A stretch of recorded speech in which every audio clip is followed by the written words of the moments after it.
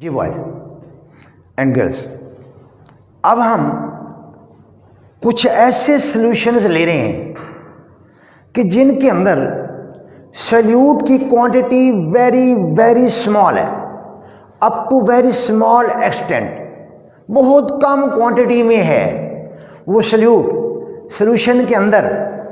तो अब उसके लिए हमें और कुछ यूनिट्स लेने पड़ेंगे, जैसा कि ppm। ये आपकी मर्जी कि कैपिटल P और कैपिटल M लें, आपकी मर्जी स्मॉल p स्मॉल m लें, लेकिन आपकी बुक वाले ने स्मॉल लेटर यूज़ किए हैं, तो इसलिए मैंने भी स्मॉल लेटर यहाँ पर लिख दिए हैं, small p and small m। Parts per million. पहले हम 100 पार्टिकल्स ले रहे थे, फिर हमने 1000 लिए मोलैरिटी में, अब कितने की बात कर रहे हैं, अब हम मिलियन। और ये क्या होगा, पार्ट्स पर बिलियन, ये क्या होगा, पार्ट्स पर ट्रिलियन। अब ये 3 आखिरी यूनिट्स हैं, बार बार मैं बता रहा हूँ कि ये यूनिट कहाँ वैलिड हैं, जहाँ सॉल्यूशन में सॉल्यूट की क्वांटिटी बहुत कम हो, सॉल्यूट की क्वांटिटी बहुत कम हो, वहाँ पर ये लेते हैं। सॉल्यूशन बहुत डाइल्यूट है, वेरी वेरी डाइल्यूट सॉल्यूशन। मैं एग्जांपल देता हूँ कि एक तालाब है जिसके अंदर मछलियाँ वगैरह आप लोग वो पाल रहे हैं, बेच रहे हैं, और अनलकीली क्या होता है कि एक दिन आप जाते हैं सुबह तो उस तालाब के ऊपर चंद एक मछलियाँ मरी हुई तैर रही होती हैं, वो मर गई हैं, ऊपर तैर रही हैं। आपने फौरी तौर पर वहाँ से पानी लिया, लैब में चले गए और उनको बताया, ये देखें क्या मसला बना है कि जो हमारे तालाब में जो मछलियाँ हैं ये मर रही हैं। उन्होंने उसको एनालाइज किया तो करोड़ों वाटर के मॉलिक्यूल्स में चंद एक पार्टिकल्स एल्यूमिनियम के आ गए, या चंद एक पार्टिकल आयरन के आ गए, क्योंकि आयरन या एल्यूमिनियम के पार्टिकल इतने स्मॉल होते हैं कि ये जो मछलियों के गिलफड़े होते हैं, गिल्स जो होते हैं, उन गिल्स का एक गिल की अगर मैं कुछ यूं निशानदेही करूं कि ये गिल है, होता क्या है कि मुंह से पानी अंदर आया और वहाँ गिल से होते हुए जब ये वाटर यहाँ से गुजरेगा तो वाटर में जो मौजूद ऑक्सीजन होती है वो ये गिल्स की मदद से जो मछलियाँ हैं वो एब्जॉर्ब कर लेती हैं। अब वो यहाँ पर किसके पार्टिकल थे, एल्यूमिनियम के, या किसके पार्टिकल थे, आयरन के, वो इन गिल्स को ब्लॉक कर लेते हैं, गिल्स को ब्लॉक कर लेते हैं। अब पानी अंदर जा नहीं सकता, अब जो वाटर में ऑक्सीजन डिजॉल्व्ड मौजूद है वो गिल्स उसको एब्जॉर्ब नहीं कर सकते, जिसकी वजह से सफोकेशन क्रिएट होगी, सांस लेने का अमल बिल्कुल रुक जाएगा और मछलियां बेचारी मर जाएंगी। अब तालाब की सारी मछलियां नहीं मरी, कुछ मरी हैं, क्योंकि वहाँ पर वो जो तालाब में एल्यूमिनियम या आयरन के पार्टिकल्स हैं वो ज़्यादा क्वांटिटी में नहीं है, वेरी स्मॉल क्वांटिटी में, बिलियंस में से, ट्रिलियंस में से, मिलियंस में से चंद एक वाटर के चंद एक जो सॉल्यूट के पार्टिकल मौजूद होते हैं। तो जब ऐसा केस हो तो फिर हम टर्म यूज़ करते हैं पार्ट्स पर मिलियन। अब मैं एक ही फार्मूला लिख रहा हूँ पार्ट्स पर मिलियन का। पहले तो लफ्ज़ मिलियन सुने, मिलियन जो है ये होता है 10 लाख, 1 लाख के साथ 5 ज़ीरो होती हैं, तो यहाँ 1 के साथ 6 ज़ीरो होंगी। तो क्या मैं इसको 10⁻6 कर दूँ? ये देखिए 1 2 3 4 5 6, तो क्या हो जाएगा 10⁻6। तो मिलियन होता है 10 लाख, जिसके पास 10 लाख रुपया हो उसको मिलियनर कहते हैं। 10 लाख रुपया।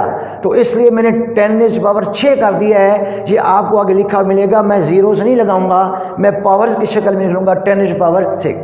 अब यहाँ पर मैं ले रहा हूँ मैस और वॉल्यूम, मैस और वॉल्यूम ऑफ सॉल्यूट, मैस और volume of solute divided by mass और volume of solution multiplied by, यहां पर मिलियन है तो यहां पर मैं लिखूंगा 10⁻6, 10⁻6। तो ये है पार्ट्स पर मिलियन का। तो अब अगर आपको डिफाइन करना पड़े तो आप कह सकते हैं अ पर्टिकुलर मैस और volume of the solute dissolved in the mass और volume of the solution multiplied by 10⁻6। इसको क्या कहेंगे? PPT, PPM, parts per million. अब अगर मैं इसी फार्मूले को अब चेंज करता जाऊं, पीपीबी, पार्ट्स पर बिलियन। अब ये जो बिलियन होता है बी, ये किसके बराबर होता है? 10⁹।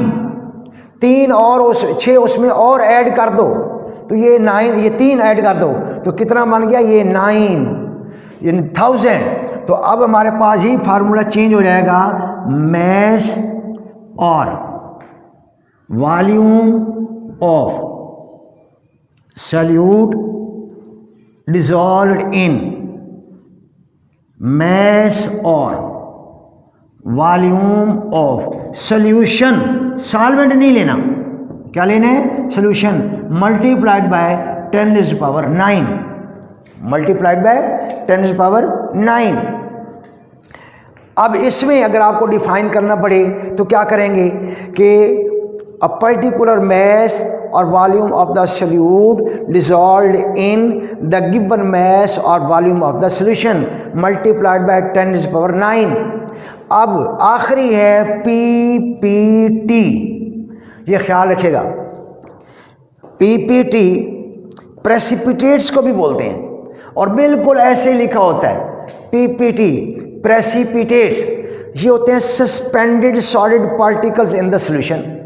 सॉल्यूशन के अंदर जो सस्पेंडेड पार्टिकल्स होते हैं उनको क्या बोलते हैं? प्रेसिपिटेट, जो बाद में बॉटम पर सेटल डाउन हो जाते हैं। मैं एक गिलास लस्सी का ले लूं और उस लस्सी को टेबल के टॉप पे छोड़ दूं, 1 या 2 घंटे के बाद देखेंगे तो जो कर्ल्स हैं दही की, जो लस्सी के अंदर सॉलिड पार्टिकल्स हैं, they settle down at the bottom of the glass, वो उस गिलास के नीचे तह में बैठ जाते हैं। उनको क्या बोलते हैं? प्रेसिपिटेट्स। उनको क्या बोलते हैं? प्रेसिपिटेट्स। क्योंकि आगे चल के हमने कोलाइड्स के मुतालिक भी थोड़ा सा डिस्कस करना है। कोलाइड्स कभी भी बॉटम पर नहीं बैठते, they remain suspended always in the solution. वो तो सोल्यूशन के अंदर सस्पेंडेड रहते हैं, वो बैठते नहीं हैं। लेकिन ये वो सस्पेंडेड पार्टिकल्स हैं जो थोड़ा सा वक्त गुजरने के बाद नीचे तह पर बैठ जाते हैं। उनको क्या बोलते हैं? उनको बोलते हैं प्रेसिपिटेट्स। अब है पीपीटी। पीपीटी में अब लफ्ज़ है ट्रिलियन। अब यहाँ पर जो ये ट्रिलियन है इसका मतलब है 10⁻12, 3 का और इजाफा, इसकी पावर में 3 का इजाफा किया यानी 1000, फिर उसके बाद यहाँ पर और 3 का इजाफा किया, ये 12। तो अब हम इसी फार्मूले को चेंज कर देंगे, मैस या मास और volume of solute dissolved in mass और volume of solution into 10⁻12 into 10⁻12। अब ये पीपीएम है, ये पीपीबी है और ये पीपीटी है। तो ये पार्ट्स पर मिलियन, इतने 10 लाख सॉल्यूशन के मॉलिक्यूल्स हों तो उनमें कितना सॉल्यूट मौजूद है, फिर उसके बाद पार्ट्स पर बिलियन, फिर पार्ट्स पर ट्रिलियन। तो ये 3 और यूनिट्स, इसके साथ ही जितने भी यूनिट्स थे वो हमारे ख़त्म हो गए, क्योंकि अब हम नया टॉपिक ले रहे हैं, that is about the Rawls law, और ये वेरी वेरी वेरी इंपॉर्टेंट है।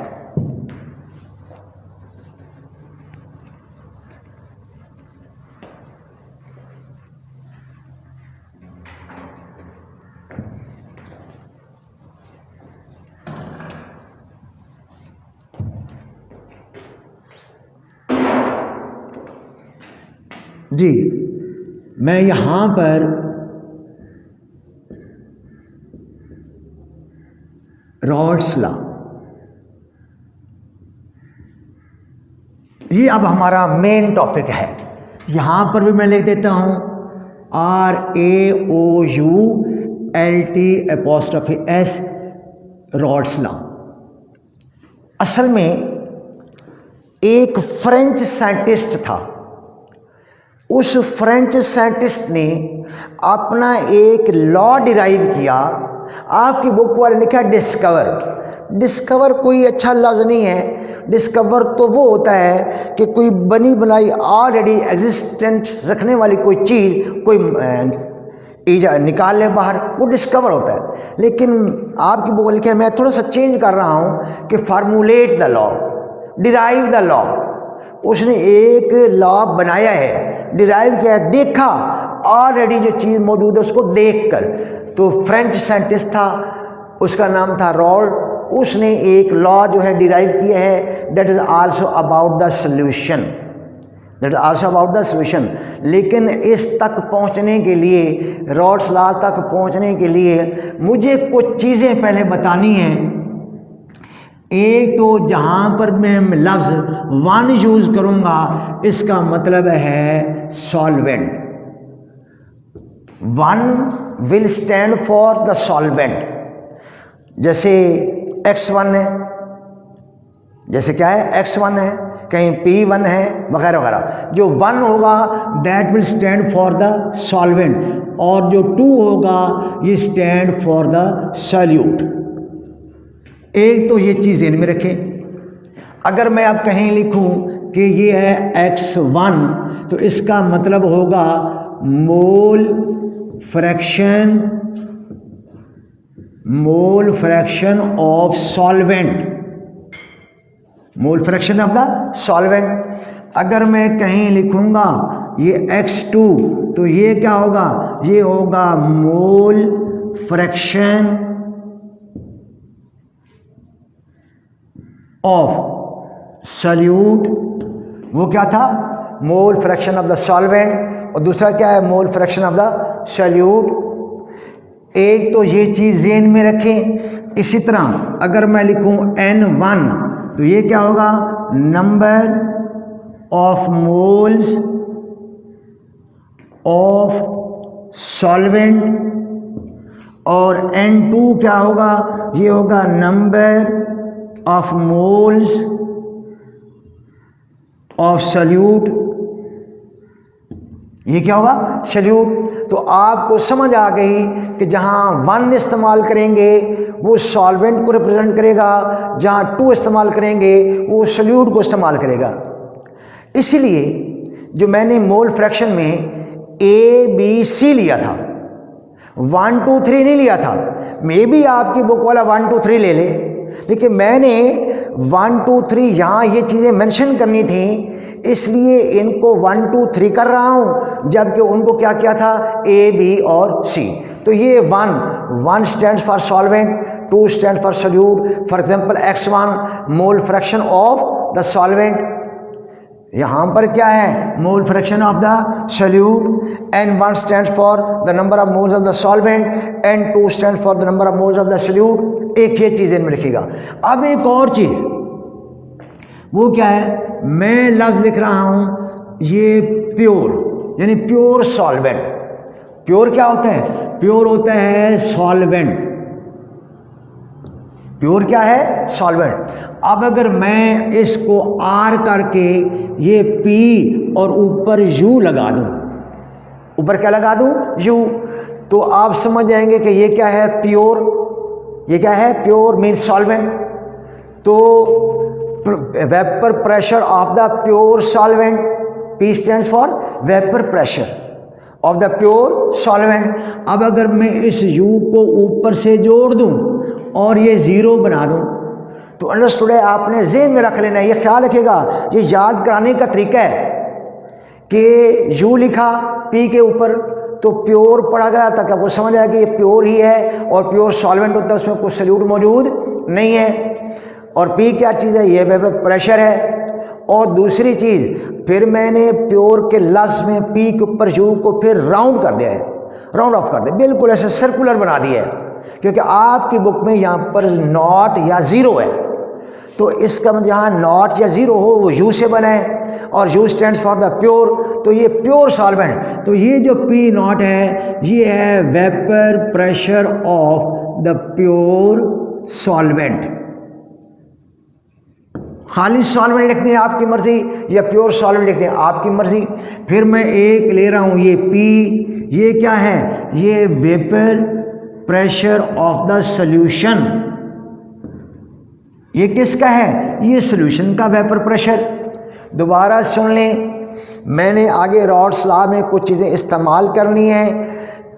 प्योर पी नॉट किसके लिए होगा, P not stands for the vapour pressure of the solvent and only P stands for the vapour pressure of the solution. ये solution का, जो कि सॉल्वेंट और सॉल्यूट दोनों का। फिर एक और पॉइंट टू रिमेंबर, यहाँ पर हमने जो सॉल्यूट लेने हैं, solute must be non volatile,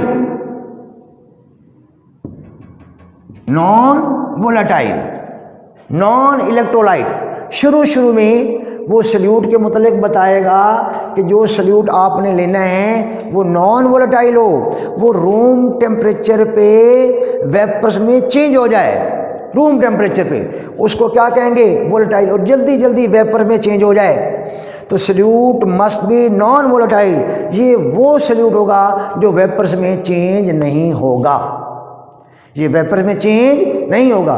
तो चेंज होने वाले को वोलेटाइल कहते हैं, और जो चेंज ना हो वेपर्स में उनको नॉन वोलेटाइल। तो हमारी शर्त क्या हो गई कि जो सॉल्यूट हमने लेने हैं वो कौन से लेने हैं, नॉन वोलेटाइल। आगे चल के आप पढ़ेंगे non volatile and non electrolyte, non volatile and non electrolyte. अब मैं इसको थोड़ा सा एक्सप्लेन कर रहा हूँ डायग्राम की मदद से। मेरे पास ये एक कंटेनर है और कंटेनर के अंदर ये मेरे पास है सॉल्वेंट। बोलो क्या है, ये सॉल्वेंट है, और जो सॉल्वेंट है ये वेपर में बदल रहा है। ये किस में चेंज हो रहा है, वेपर्स में। ज़रा देखिए, यहाँ से जो सरफेस के मॉलिक्यूल्स हैं सॉल्वेंट के, सरफेस के जो मॉलिक्यूल्स हैं सॉल्वेंट के, दे चेंज इनटू वेपर्स। ये अपने सरफेस को छोड़कर किस में चेंज हो जाते हैं, ये वेपर्स में। तो ये जो बने हैं ये वेपर्स हैं, तो इनकी वजह से जो प्रेशर होगा, वेपर प्रेशर, वो होगा पी नॉट, जो कि प्योर सॉल्वेंट है। ये सारा वही प्योर सॉल्वेंट के ये मॉलिक्यूल्स मौजूद हैं, प्योर सॉल्वेंट के ये मॉलिक्यूल्स मौजूद हैं। अब मैं दूसरा कंटेनर ले रहा हूं, ये वही यहां पर हमने लिया सॉल्वेंट,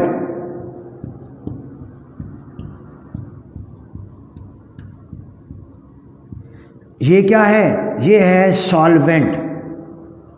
हमने इसके अंदर non volatile non electrolyte solute डाल दिया है। क्या डाल दिया है, सॉल्यूट। तो ये इसके अंदर ये जो पार्टिकल्स हैं, ये किसके पार्टिकल्स हैं, ये सॉल्यूट के पार्टिकल्स हैं। अब ये किसके पार्टिकल्स हैं, सॉल्यूट के पार्टिकल्स। अब यहाँ पर देखें तो ये जो कुछ चंद एक वेपर्स बने हैं, ये किसके हैं, वेपर्स ऑफ द सॉल्यूशन। हालांकि हैं ये भी सॉल्वेंट के ही, लेकिन ये वेपर ऑफ द सॉल्यूशन जो बन चुका है। अब इसलिए इसको vapour pressure is equal to P कहेंगे। वेपर प्रेशर क्या होगा, पी होगा। यहाँ पर मैंने ज़्यादा मॉलिक्यूल्स बनाए हैं, यहाँ पर ये कम बनाए हैं। आप ज़रा सुनिए कि सरफेस पर जो सॉल्वेंट के मॉलिक्यूल्स हैं, साथ साथ हर दो सॉल्वेंट के मॉलिक्यूल के दरमियान ये मैंने सॉल्यूट के मॉलिक्यूल सॉल्यूट के पार्टिकल्स भी बना दिए। यहाँ पर सरफेस पे खाली सॉल्वेंट के हैं, यहाँ पर सॉल्यूशन में सरफेस पर सॉल्वेंट और सॉल्यूट दोनों हैं। अब यहाँ तो फ्रीली, यहाँ तो क्या है, फ्रीली वेपर्स बन रहे हैं और ज़्यादा बन रहे हैं, लेकिन यहाँ जो सरफेस के मॉलिक्यूल थे सॉल्वेंट के वो वेपर बनने जा रहे थे, लेकिन अब फ्रीली नहीं है, उनको सॉल्यूट के पार्टिकल्स रोक रहे हैं। सॉल्यूट के पार्टिकल्स क्या कर रहे हैं, रोक रहे हैं, जिससे वेपर्स कम बने। जब वेपर्स कम होंगे तो vapour pressure of the solution ये भी क्या हो जाएगा, कम हो जाएगा। अगर यहाँ पर फॉर एग्जांपल 100 ATM है तो यहाँ पर तो 60 ATM होगा, क्योंकि वो वेपर्स भी ज़्यादा, वेपर प्रेशर भी ज़्यादा। यहाँ पर वेपर्स भी कम, वेपर प्रेशर भी कम, और यहाँ पर वेपर प्रेशर 60 है, यहाँ पर कितना 100 है। मैं लिख भी देता हूँ कि ये जो वेपर प्रेशर है फॉर एग्जांपल 100 टॉर कर देते हैं। यहाँ पर जो इनका वेपर प्रेशर है वो कितना है, वो है 60 टॉर कर देते हैं। तो ये दोनों में जो डिफरेंस आया 40 का, जो डिफरेंस आया है 40 का, यानी 100 - 60 दैट इज इक्वल टू 40। इसको बोलते हैं लोवरिंग। इसको क्या बोलते हैं, लोवरिंग इन वेपर प्रेशर, लोवरिंग इन वेपर प्रेशर। तो ये टर्म भी मैंने यूज करनी है। तो ये वो चीज़ें हैं, ये अलग क्वेश्चन है, अलग टॉपिक भी बन सकता है ये क्वेश्चन के लिए कि what is the cause of lowering in vapour pressure, lowering in vapour pressure. तो मैंने आपको बता दिया कि जब non volatile non electrode solute dissolve करेंगे सॉल्वेंट में तो सॉल्यूट के पार्टिकल्स भी सरफेस पर आ जाएंगे। अब जो सॉल्वेंट के मॉलिक्यूल्स हैं जो फ्रीली यहाँ पर मूव कर रहे थे, अब यहाँ पर फ्रीली मूव नहीं करेंगे, इसलिए वेपर प्रेशर यहाँ कम होगा, यहाँ पर ज़्यादा होगा। यहाँ पर 100 है तो यहाँ पर कितना 60 है, तो उनमें जो फ़र्क आया वो 40 का। इसको क्या बोलते हैं, लोवरिंग इन वेपर प्रेशर।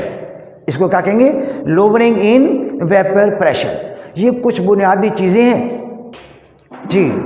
तो अब हम रॉड्स लॉ की डेरिवेशन की तरफ आ गए, रॉड्स लॉ की डेरिवेशन। अब यहाँ पर मैं एक डेरिवेशन करूँगा और उससे कुछ कंक्लूजन्स ड्रा कर लेंगे। यहाँ पर मैं ले रहा हूँ P directly proportional to x1। ज़रा देखिए, x1 stands for mole fraction of the solvent. x1 क्या है, mole fraction of the solvent. और ये P क्या है, P है vapour pressure of the solution. P क्या है, vapour pressure of the solution. क्योंकि जितना सॉल्यूट ज़्यादा डालते जाएंगे उतना लोवरिंग इन वेपर प्रेशर भी ज़्यादा होती जाएगी और सॉल्यूशन का वेपर प्रेशर कम होता जाएगा एज कंपेयर टू P0 के। तो अगर मैं साइन ऑफ प्रोपोर्शनैलिटी को रिमूव करना चाहूँ तो यहाँ पर कोई एक ले लेता हूँ कांस्टेंट, और ये क्या है x1। अब जो कांस्टेंट है वो अगर मैं P0 ले लूँ तो ये इक्वेशन क्या बन जाएगी, P = P0 x1। ये हमारे पास पहली इक्वेशन आ गई। तो रॉड्स लॉ के मुताबिक अगर हम इसको स्टेट करना चाहें तो हम कहेंगे कि vapour pressure of the solution is directly proportional to the mole fraction of the solvent. जितना सॉल्वेंट ज़्यादा होगा उतना उसका वेपर प्रेशर सॉल्यूशन का ज़्यादा होगा। अब साइन ऑफ प्रोपोर्शनैलिटी को रिमूव करने के लिए मैंने कोई कांस्टेंट ले लिया। अब वो कांस्टेंट कौन सा है, P0 है। ये P0 क्या है, वेपर प्रेशर, और ये vapour pressure of the solution था, और ये क्या है, vapour pressure of the solvent. अब ये हमारे पास इक्वेशन 1 आ गई। अब एक हमने रिलेशन लिखा है, x1 stands for solvent, x2 क्योंकि यहाँ पर जो हमने सॉल्यूट डाला है, यहाँ पर हमने क्या डाला है, सॉल्वेंट में ये जो पार्टिकल्स हैं ये किसके हैं, ये सॉल्यूट के हैं, जो कि नॉन वोलेटाइल है, जो कि कौन सा है, नॉन वोलेटाइल। तो उसके नंबर ऑफ मोल फ्रैक्शन क्या होगा, x2 होगा, इज इक्वल टू। अब आप मुझे बताएं कि दो कंपोनेंट्स हैं सॉल्यूशन के, तो मोल फ्रैक्शन के मुताबिक अब x1 प्लस x2 इसकी वैल्यू कितनी हो जाएगी? इसकी वैल्यू हमेशा कितनी होती है? यूनिट होती है। अब यहाँ पर x1 है तो मैं x1 को इधर रहने देता हूँ और x2 को यहाँ पर आके माइनस कर देता हूँ। ये क्या कर देता हूँ? ये माइनस कर देता हूँ। तो अब ये इस इक्वेशन में ये वाला रिलेशन पुट अप कर देते हैं। So P is equal to P0 into 1 minus x2। और ये ज़रा देखें कि ये जो x1 था, यहाँ ये x1 की वैल्यू मैंने निकाली, ये वैल्यू है और ये जाकर इसकी जगह पुट अप कर दी। अब इसको सॉल्व करेंगे। So P will be equal to P0 minus Px2। P will be equal to P0 minus Px2। जो रिलेशन निकाला है वो है P। अब इस P0 को मैं इधर ले जाता हूँ, P0 that is equal to minus Px2। ये ज़रा देखें कि ये P0 को जिसके शुरू में प्लस है इधर ले आऊँगा तो क्या हो जाएगा? ये माइनस हो जाएगा। ये P प्लस का और ये माइनस हो जाएगा, पीछे माइनस Px2 रह जाएगा। अब अगर इस इक्वेशन को, इसको मैं इक्वेशन नंबर 2 कह देता हूँ और यहाँ पर लिखता हूँ इक्वेशन 2 बीइंग मल्टीप्लाइड, ये क्या है? Being multiplied by -1। तो ये क्या हो जाएगा? Minus P plus P0 is equal two plus Px2, plus Px2। ये माइनस का हो गया, ये प्लस का और ये प्लस का। अब इसको मैं रीअरेंज करता हूँ, क्योंकि अगर माइनस b प्लस a हो तो a माइनस b लिखते हैं, लिहाजा P0 minus P is equal to Px2। अब हम एक और डेफिनेशन यहाँ डिराइव कर सकते हैं कि अगर हम ये P0 minus P over P is equal to क्या है?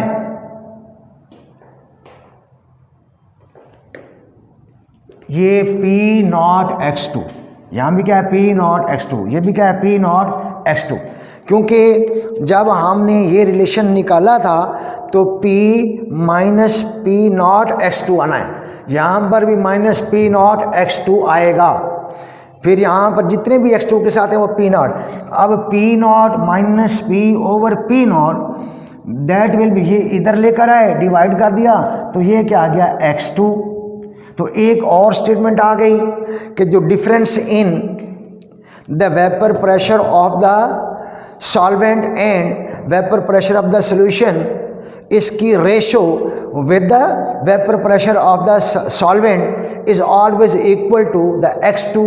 ये x2 के बराबर है। अब अगर मैं यूं कर दूं कि P0 minus P is equal to del P, ये एक और इक्वेशन आ गई और ये नंबर 3 है कि P0 minus P is equal to del P। ये हमारे पास क्या आ गया? ये डेल P चेंज है, लोअरिंग इन वेपर प्रेशर, लिहाजा del P over P0 is equal to x2। तो ये अब पहले क्या था कि lowering in vapour pressure is always equal to change in the vapour pressure. अब ratio of the lowering in vapour pressure and vapour pressure solvent is always equal to the x2, ये x2 पे depend करती है। तो ये हमारे पास एक और रिलेशन आ गया, डेल P और P0 is equal to x2 and that is about the Raoult's law. ये सब कुछ किसके मुतल्लिक है? ये रॉल्ड्स लॉ के मुतल्लिक है। लिहाजा अब हम रॉल्ड्स लॉ को इस तरह भी स्टेट कर सकते हैं, the relative lowering in vapour pressure is equal to the mole fraction of the solute, क्योंकि x2 क्या है? Mole fraction of the solute.